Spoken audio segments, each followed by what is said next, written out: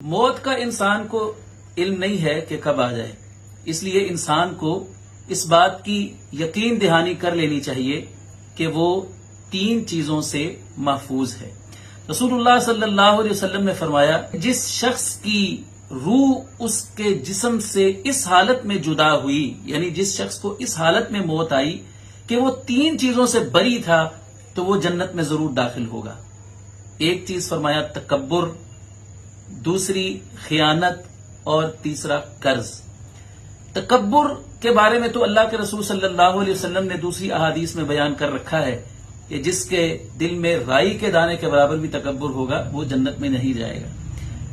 خیانت کے لیے یہاں عربی میں لفظ غلول استعمال ہوا ہے۔ غلول کا مطلب ہوتا ہے کہ مسلمانوں کا جو اجتماعی مال ہے، جیسے مال غنیمت ہے، یا کوئی شخص مسلمانوں کا مال جمع کرتا ہے، جیسے ہمارے ہاں مدرسے کے لیے، مسجد کے لیے، یا کسی رفاہی کام کے لیے چندہ اکٹھا کیا جاتا ہے، تو اس میں خیانت کرنا۔